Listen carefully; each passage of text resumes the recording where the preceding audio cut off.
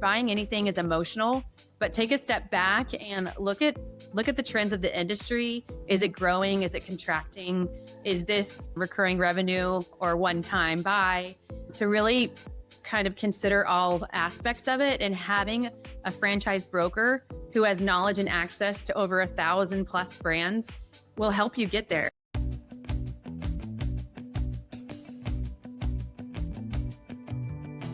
Hello, everyone, and thanks for tuning in to the latest edition of Fran Coach's Franchising 101 podcast.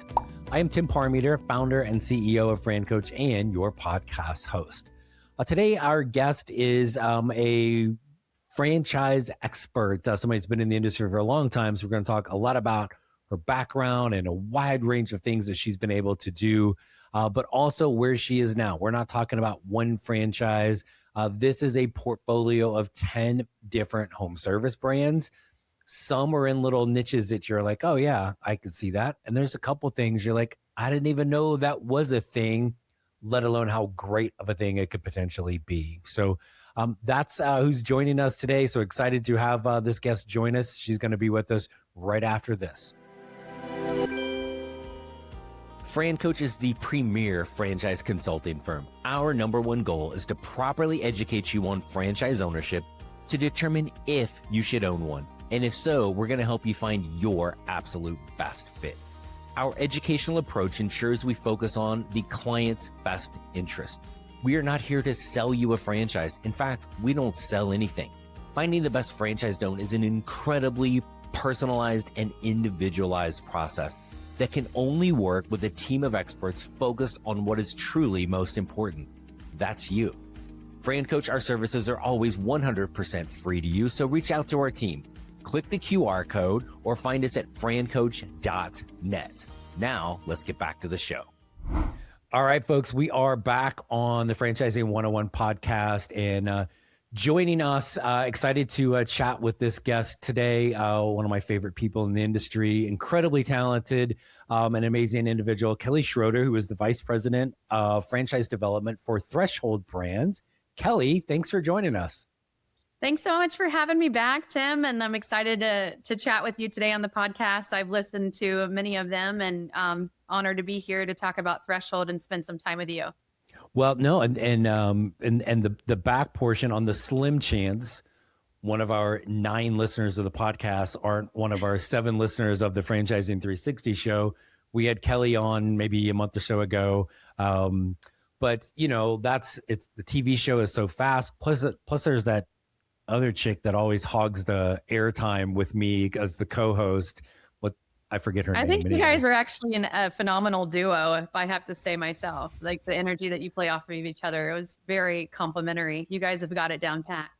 Now, thank you for that. But most importantly, and remember, I'm the only one here.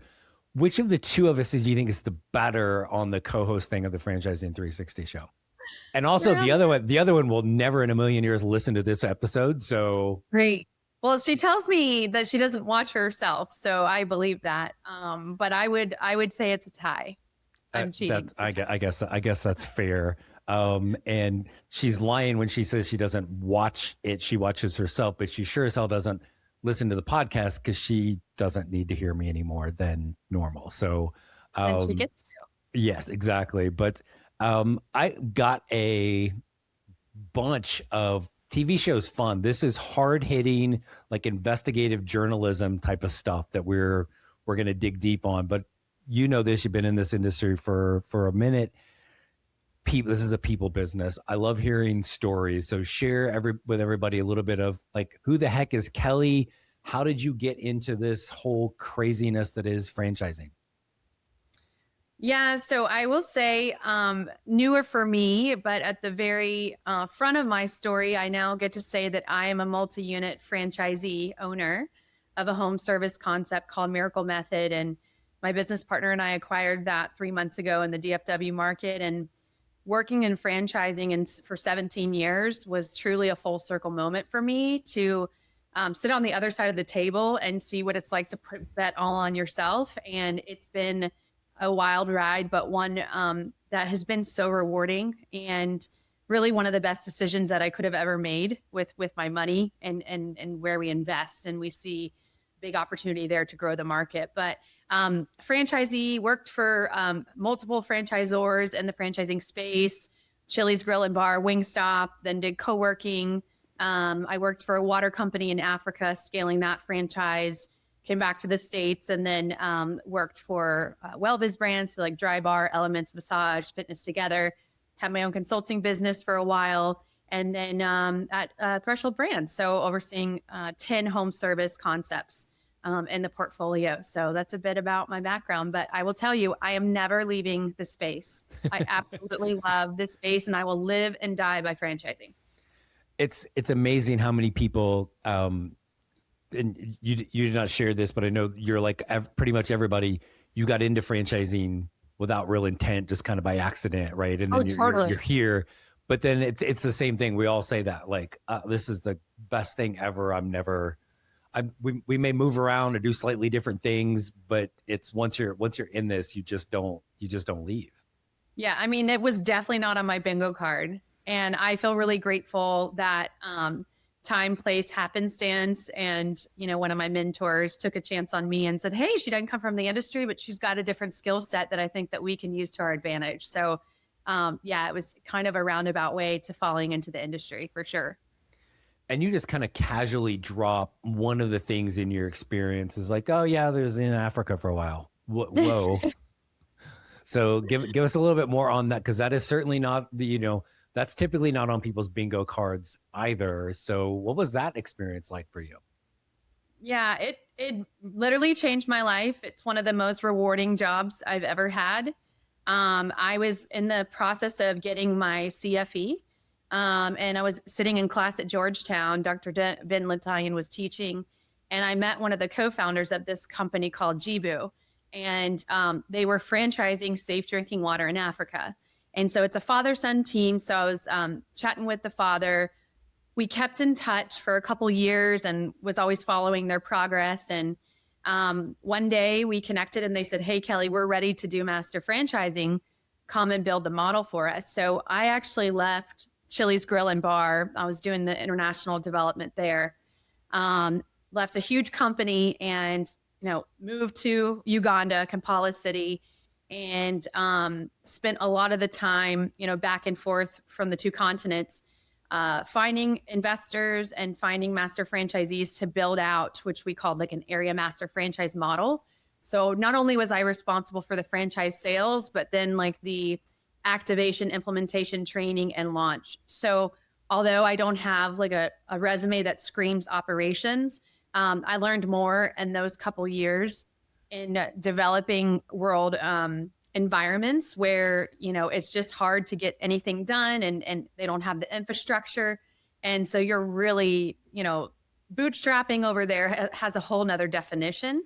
But by the time I left there, we had scaled it to 4 additional countries. And I've invested also in the company because I believe in it so much. And so I get the shareholder reports and updates, and now they're cash flow positive and they have served like millions and millions of people and created hundreds of thousands of jobs through entrepreneurship, through the franchise model. So I feel so lucky that I got to be a part of that and contribute in some small way.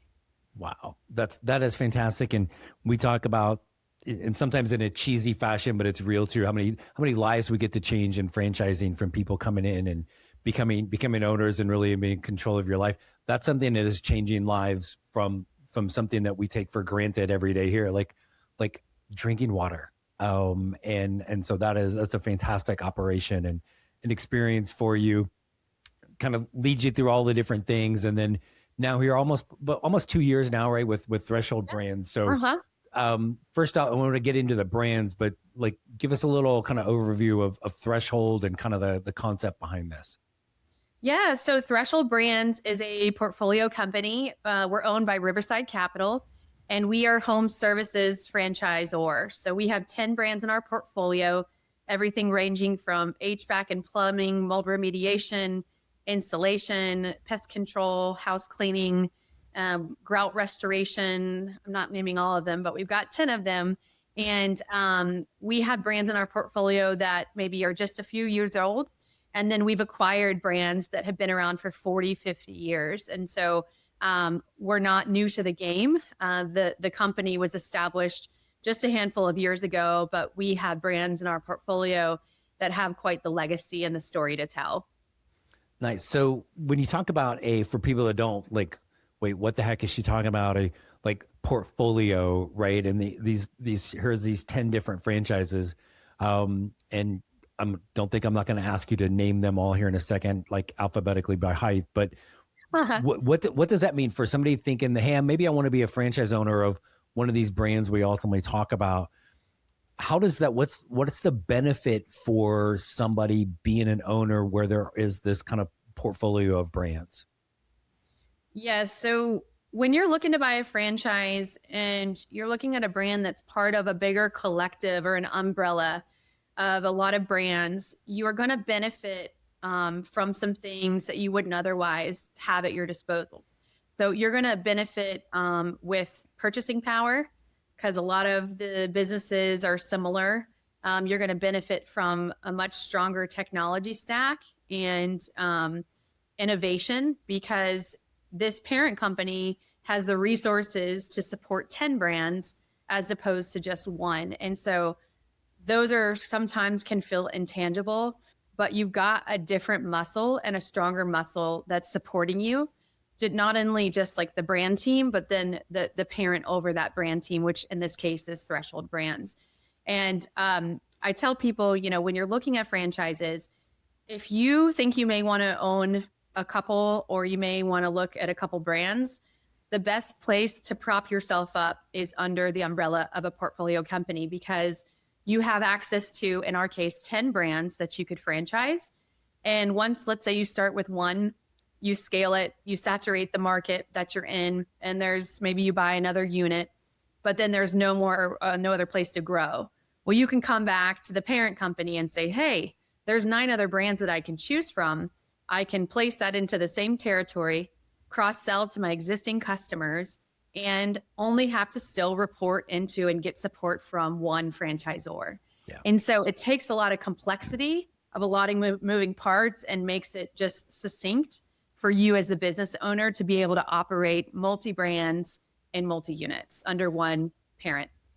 Yeah, no, I love that. I think it's one thing that people don't think about as much is I think everyone can kind of grasp, hey, I can start one unit of this franchise and I can grow it and spread it out. That's great. And which again is awesome, but you can also start kind of stacking them on top of each other. So instead of spreading wider, it's deeper. And instead of, if you just wanted to be a single brand operator, being a part of something like Threshold Brands gives you the sister brands that may be natural referral partners from one another, just because you're kind of all in the same family, so to speak. But again, doesn't mean you have to have multi brands that are complementary or in the same system. But man, Correct. It's so much easier. You don't have to learn anything new. You know all the people, you know the systems, and so it really gives people an opportunity to grow big empires with things like that. What's pretty cool, right? And so you talked about some of the brands being a little bit more emerging. I'm going to guess that helps kind of from a comfort standpoint. Somebody might look at an emerging brand and go, geez, that's not been around very long. I don't know if they know what they're doing. But then when you're like, oh no, we're part of this like big group of super experienced operators and leaders. Yes, it's emerging, but again, like we've been there, done that from everybody around. That I'm assuming that helps people look at those emerging brands and be a lot more comfortable with them than they might if they were all out by themselves.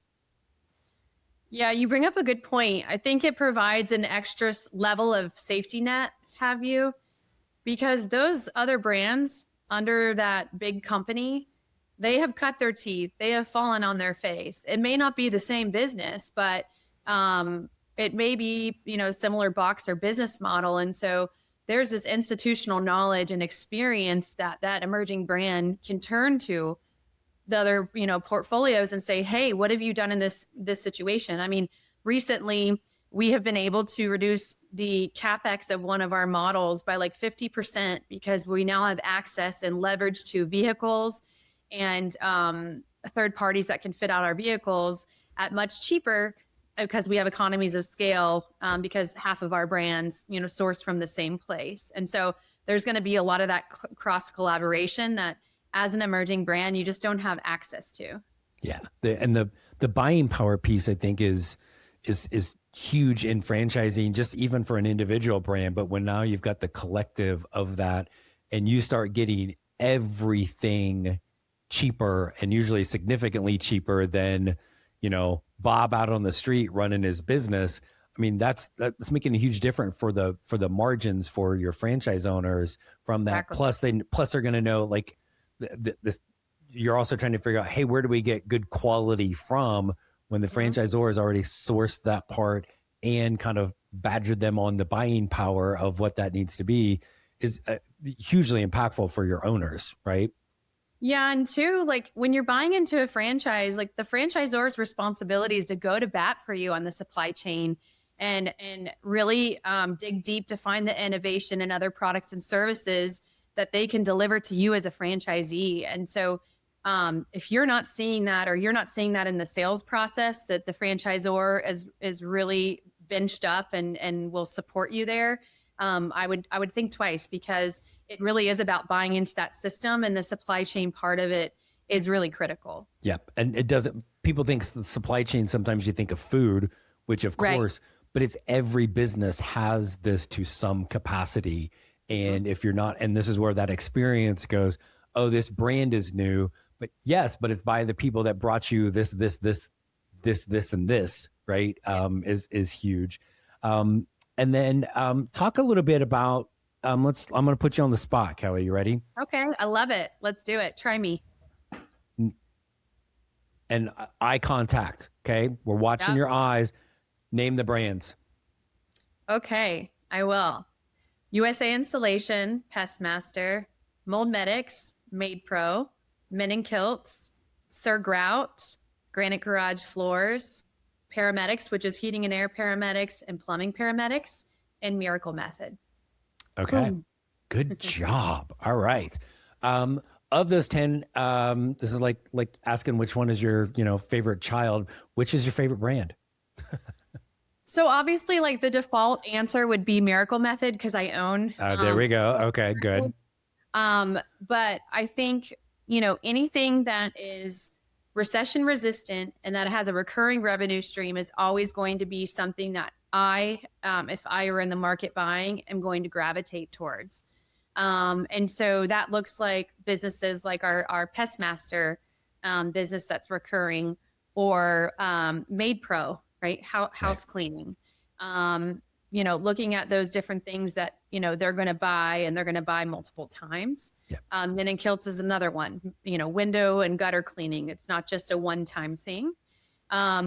So if you're looking for that recurring revenue, that's safe. But I think if you're, let's say, that white collar executive that is looking to get into franchising to diversify your portfolio and your wealth strategy and have a manager in place, my answer would be different. So my answer would be, what are those concepts that are higher AUVs or higher sales that can support having a manager run the business day to day, and you can still have double-digit EBITDA or healthy profits after you pay everyone. And that's where I would guide people to a USA Installation or a Miracle Method, because we see that those are, your one ticket items. So you only do it once, but you've got great margins there and high revenues. So I like to kind of reframe it, and I challenge my team to do this, to sell the portfolio, meet the buyer where they are, and ask what their pain points are. And then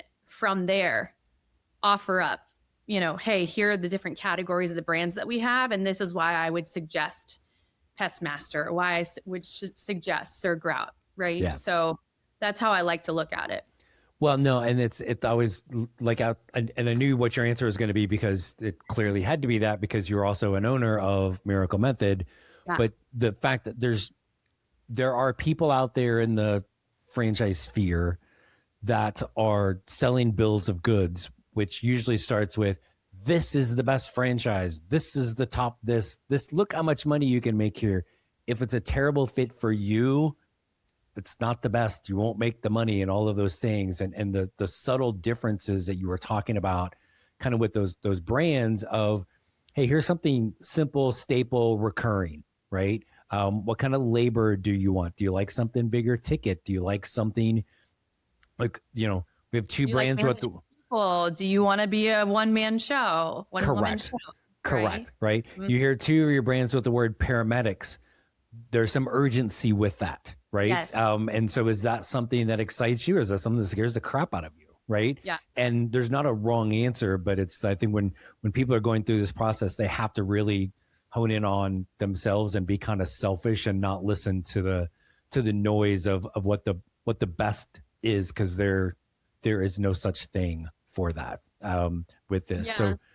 So talk about, like you mentioned this little bit of, and with this kind of some of those maybe kind of avatar people. So the cool thing about the different brands is you can have something for almost everybody that's looking at franchises, right? Mm-hmm. And so whether it's like, hey, I want to be a little bit smaller and maybe even be a little bit of a doer. I want to grow a team. I like something more unskilled. I like something skilled. I like something more urgent, bigger ticket. And you mentioned this, how much does your team, with those different brands, they all, I'm sure they're a little selfish too. Like, hey, I want people to come into my one of these 10 franchises. How do you get your team to really be focused on, yeah, maybe, this broker, Tim over at Fran Coach, he didn't know what he's doing. He sent it to this threshold brand and it should have been that one, to kind of empower your team to do the redirect when they're really hearing things that they know is better for another brand. What if your 9-to-5 job didn't last forever? What if there was a better way to create professional success, your way, without fear of layoffs or downsizing? What if I told you that it's all possible through franchise ownership?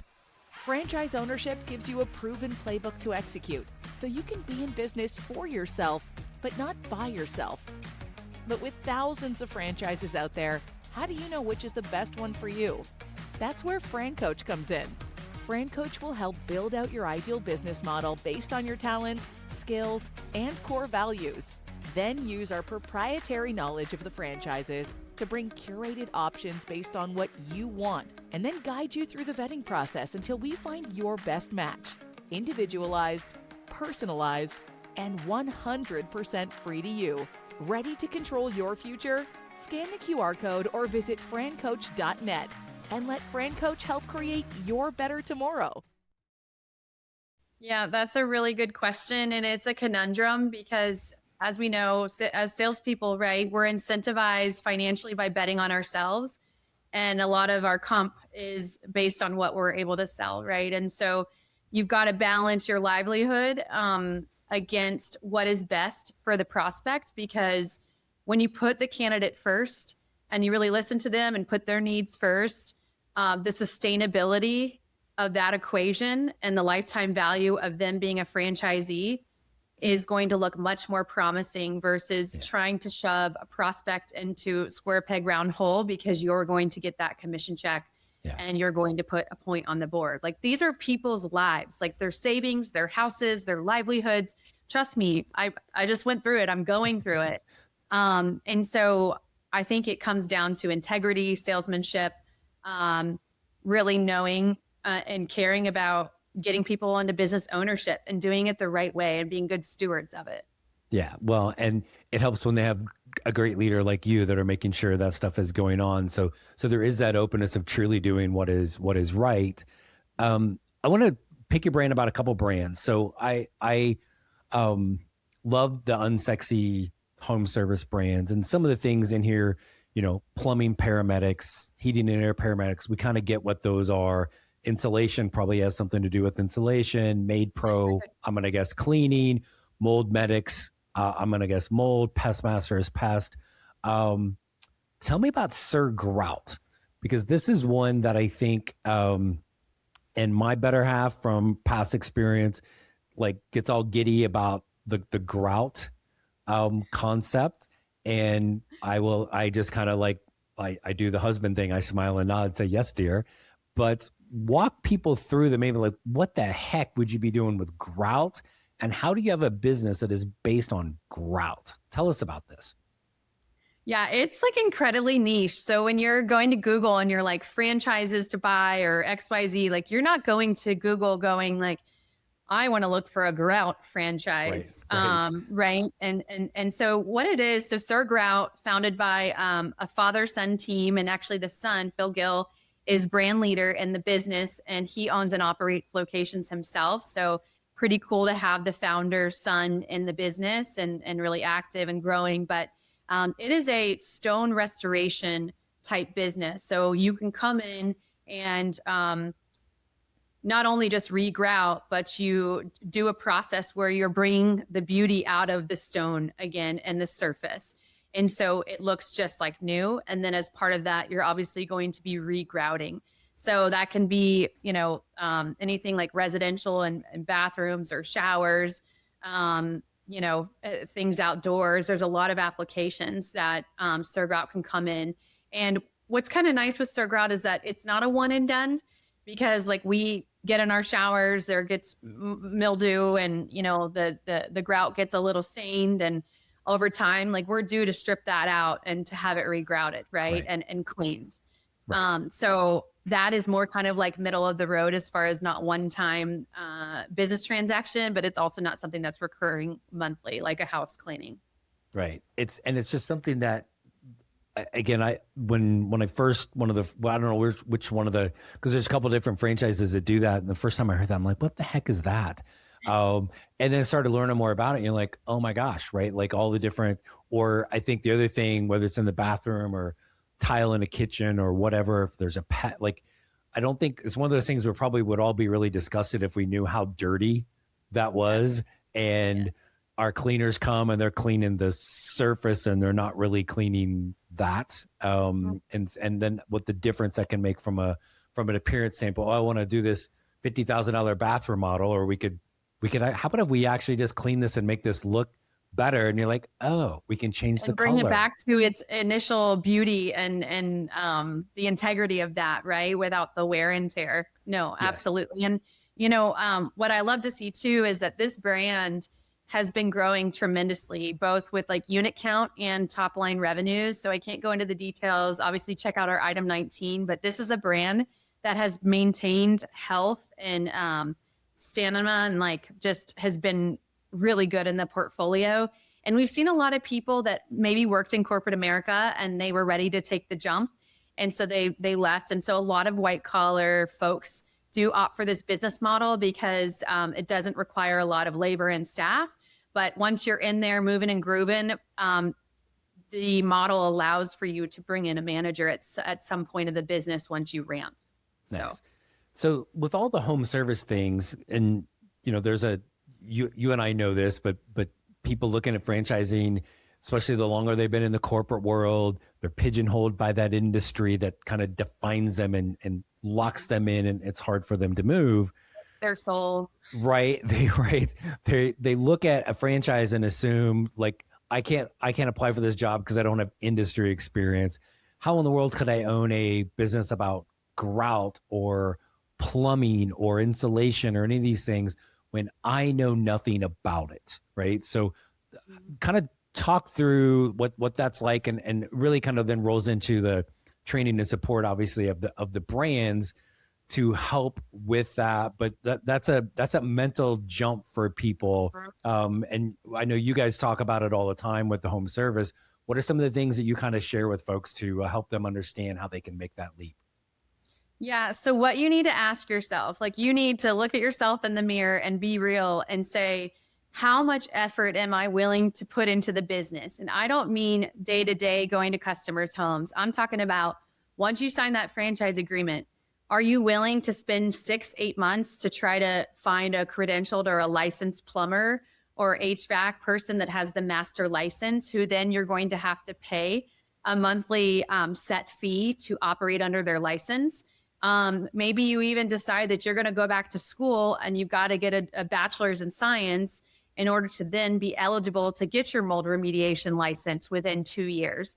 So, there are different brands in our portfolio that require that credential licensure, and that takes time and money. So You need to ask yourself that. And if you're like, I don't have the patience, well, that's going to be process of elimination of at least 4 of our brands. Right.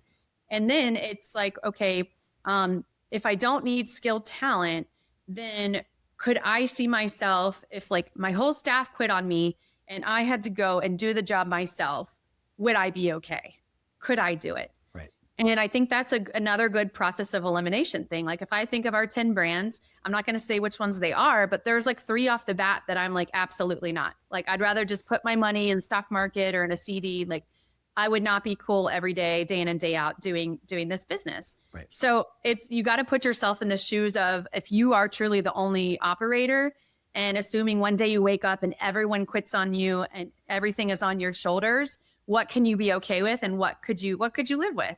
Right. And at least for the short term, right? So, looking at that, and if you want to be kind of a loner and you want to be an owner operator with just you and maybe one other person, then, there's 2 or 3 business models or brands for that as well. So I think it's starting with yourself and digging deep and saying, what is it going to take? And do I have that gumption to rise to the occasion? And if not, that's okay. Right. But steer clear from, those licensed models, right? For example, so that you save yourself a lot of heartache and wasted money and time. Yeah.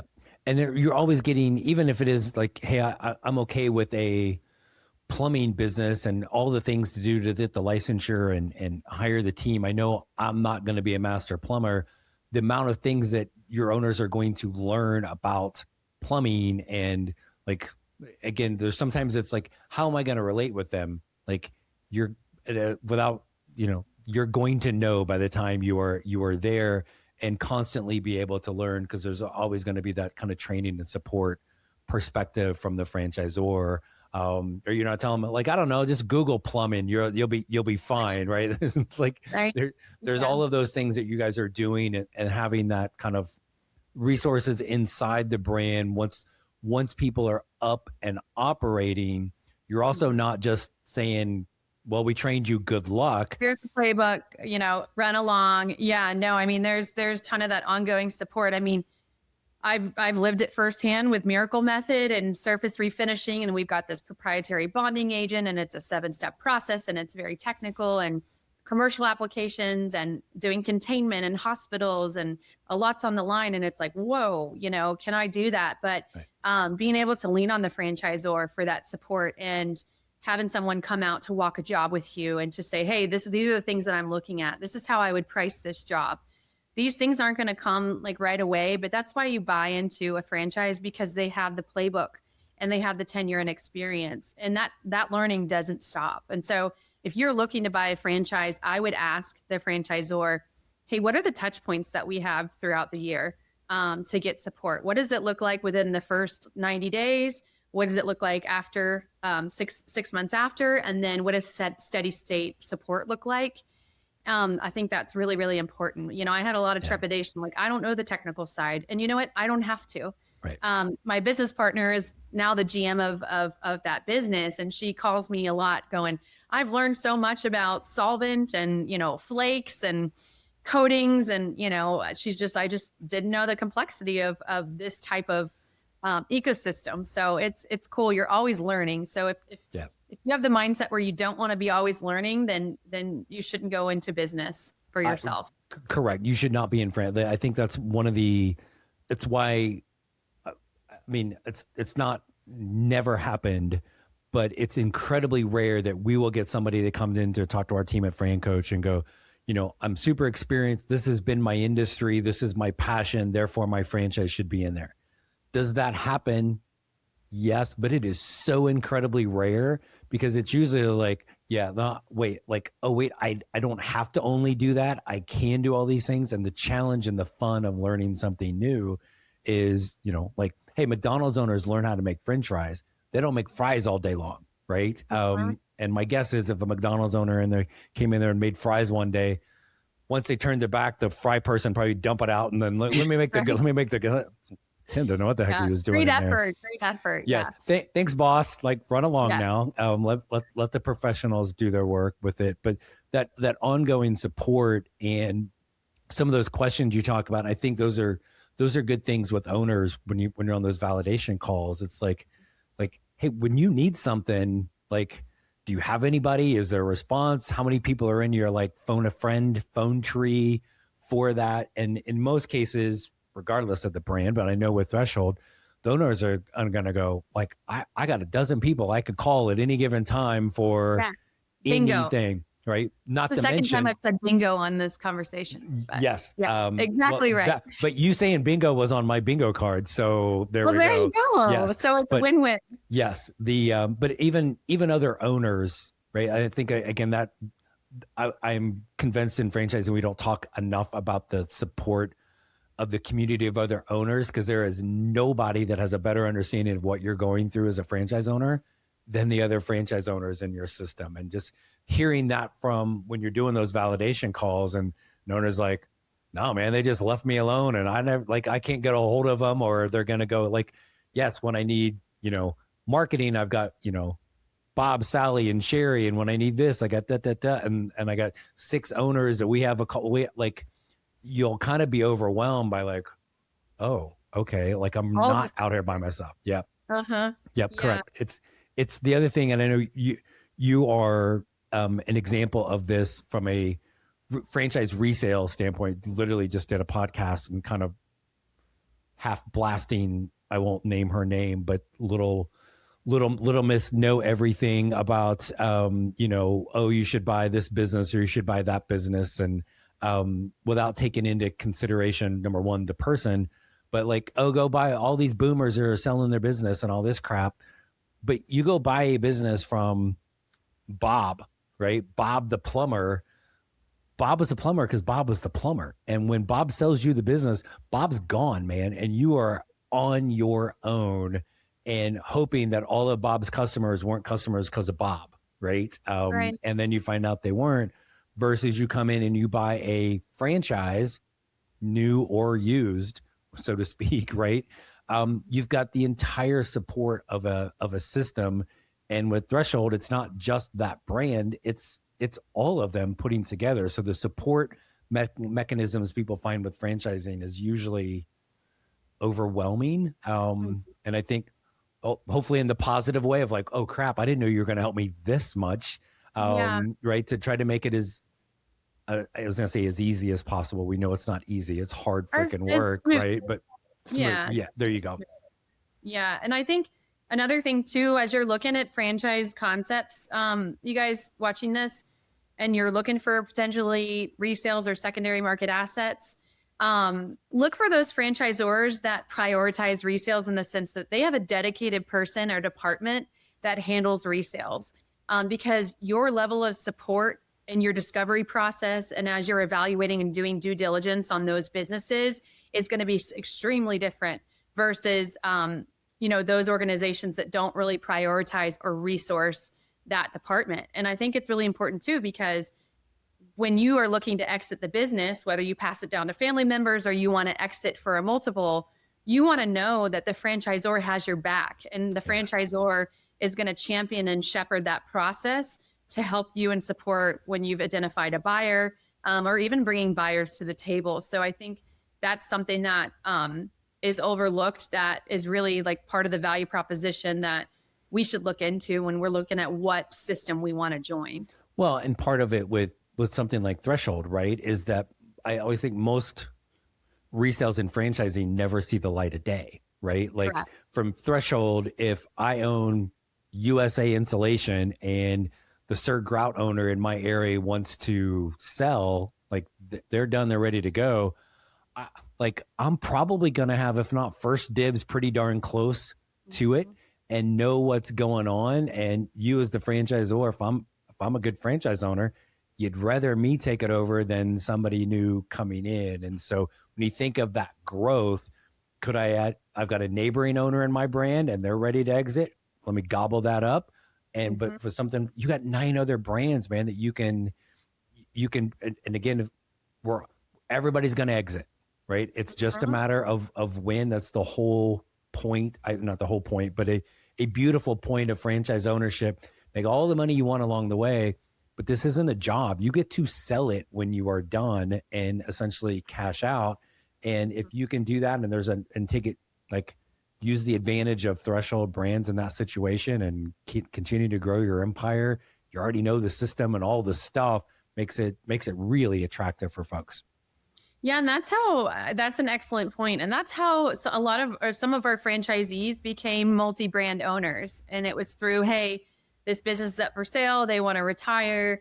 Let's step into it. It's cash flowing. It's healthy. And we already have this captive market of customers. Yeah. So we've got a handful I could name off the top of my head, franchisees that have put more notches in their belt with brands through acquisition of existing assets or resales. No, I love it. I'm going to fire one more question at you. I want to try to always be at least moderately respectful of people's time, but on this, so moderate. You've been, you've got a wonderful range of experience in franchising, and are a franchise owner now yourself. We got people out here listening. Is this for me, just in general, franchise ownership? What's maybe a piece of advice that you would give somebody trying to think about, is this the path for them? I would, and this is not scripted, you guys, Tim didn't tell me to do this, but I would highly encourage you to seek out a franchise broker. Obviously, Tim and his team at Fran Coach are a great resource. It's got over 25 folks, but working with a franchise broker, they can really go deep on the ethos of you, your background, understand your motivations, and they're going to challenge you by showing you brands and industries and concepts that you may not gravitate towards. Like if you told me last year that I would own a surface refinishing company, I would laugh in your face. Like maybe a cycle bar or a dry bar, because like I'm a customer of that. But just because you're a customer of it doesn't mean that it's the right business model for you. And so make sure, I mean, buying anything is emotional, but take a step back and look at the trends of the industry. Is it growing? Is it contracting? Is this, again, recurring revenue or one-time buy? To really kind of consider all aspects of it, and having a franchise broker who has knowledge and access to over 1,000+ brands will help you get there. And they're going to give you a perspective that you will not have in the buying process if you don't. So I think I think it'll give you a leg up if you start that process and join up with a franchise broker. So there's your plug that I wasn't told. I could not imagine a better piece of advice than that. But no, thank you so much for coming on. Always good seeing you and talking to you. So thank you for doing this and chatting with us a little bit about franchising and Threshold Brands. Thanks so much for having me, and love you guys. And my team is so excited working with you all, and looking forward to closing deals together and moving people, most importantly, into business ownership. Sounds good. I love it. Thanks, Kelli. Thanks, Tim. Hey, thanks again for tuning into the Franchising 101 podcast brought to you by Fran Coach. I hope these episodes continue to educate you on the amazing possibilities that can be achieved through franchise ownership. In between podcast episodes, if you still want to learn more about franchising and the ways in which Fran Coach can help, there are a few places for you to check out. First, tune in to the Franchising 360 show. It is the only nationally syndicated television show about franchising, hosted by me and Danielle Wright. Our TV show airs every Friday, 8 Eastern, 5 Pacific on Biz TV. Next, check out the Fran Coach YouTube channel, which is Fran Coach for You. You can find tons of franchise-specific content there. Plus, you can catch past episodes of the Franchising 360 show. If you like to read, we encourage you to check out our book, Becoming a Franchise Owner. You'll never guess what it's about. And finally, when you're ready to take that first personalized step and explore the franchise industry further, please reach out to our amazing team at Fran Coach. You can click the QR code or find us at francoach.net. There is never any fee for our service, so let us help you create your better tomorrow.